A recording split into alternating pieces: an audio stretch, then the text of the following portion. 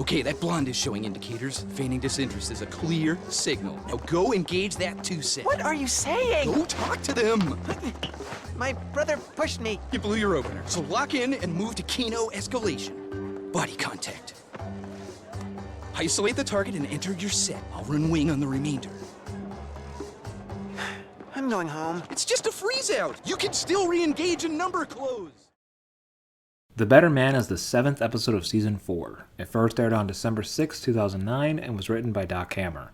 In it, Dr. Orpheus both tries to help save the life of his ex-wife's new husband, while also dealing with his own jealousy and feelings of inadequacy in relation to him. Meanwhile, Dean struggles to accept that he and Triana may not be meant to be.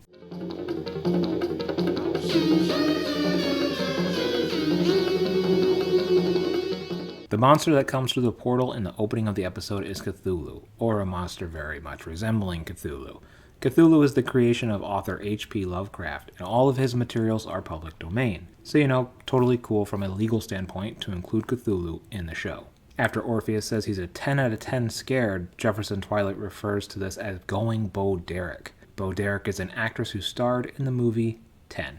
While Jefferson trains, one of the cardboard cutouts closely resembles Dormammu, Doctor Strange's main antagonist, which fits perfectly since Orpheus is based on Doctor Strange. In the same scene, we find out that Jefferson accidentally attacked a Matthew Lesko cardboard cutout. Matthew Lesko is a dude who put out a series of books in the mid-2000s that would tell you how to get free money in the form of government grants. Doing what you want to do in life is like being on vacation every single day. Now here's your chance to get the government to pay for it. After Hank musses up Dean's hair, they have the following exchange. I look like Rufio. You are the pan, Dean. You are the pan. Rufio is a character from the movie Hook, and "You are the pan" is a quote from that movie. You are the pan. Hank uses a bunch of pickup artist jargon to coach Dean. Most of it is pretty self-explanatory through context, but I'd be happy to clear anything up in the comments below if anyone is confused about any of it. Jefferson is surprised by the fact that Torrid actually says abracadabra, and Orpheus explains that it's a real magic word.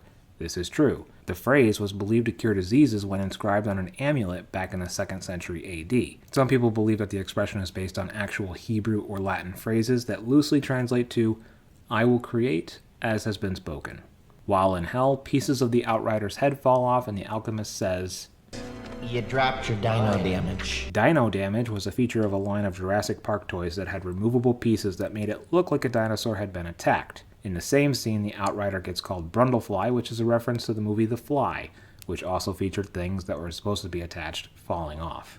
Dean shouldn't have been wearing his blue speed suit in this scene, as he was wearing his brown suit in the previous scene and then wearing it again in the scene after this at the mall. If they hadn't mentioned it on the audio commentary, I just would have assumed Dean changed. Also, according to the audio commentary, future Dean's appearance is based on Bernie Getz. Bernie Getz was known as the subway vigilante who shot 4 men that allegedly tried to rob him on a New York City subway in the 80s.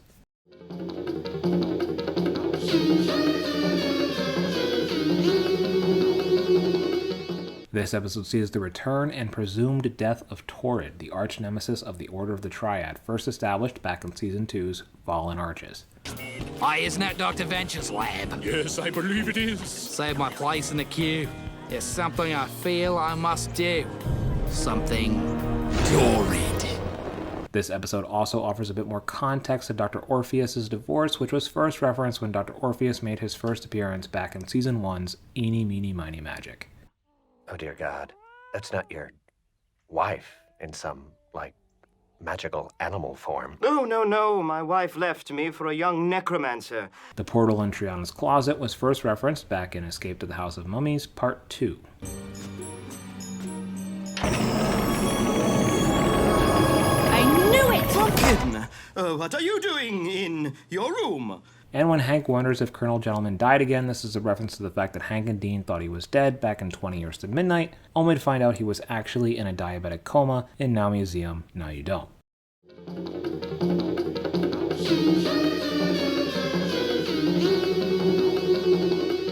I like this episode a lot. Dr. Orpheus is one of my favorite characters, and I truly believe that of any other character on the show, Dr. Orpheus, along with the rest of the Triad, would make for the best spin-off. In fact, this episode totally could have been a backdoor pilot for a series that never was. That said, this episode does feature a moment that I absolutely hate. like bottom 3 Venture Brothers moments for me personally, and that's the scene with Dean talking about Triana's pussy. I know the gag is that Dean is just so naive he doesn't even realize what he's saying, but it's one of those moments that just seems too naive, even for the boys. And in all fairness, it's a pretty cheap double entendre that I think is way below the usual standard of the show's cleverness.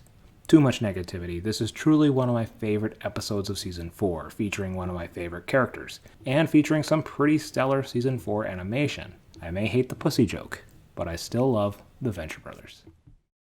As always, thank you for watching, and go Team Venture. Tune in next week for Pinstripes and Poltergeists. If you dug this video, share it with a friend, and if there was some huge glaring thing that I missed in this video, follow me on Instagram at Ventureverse Guide to see these videos a week early and offer your input before I upload the final product.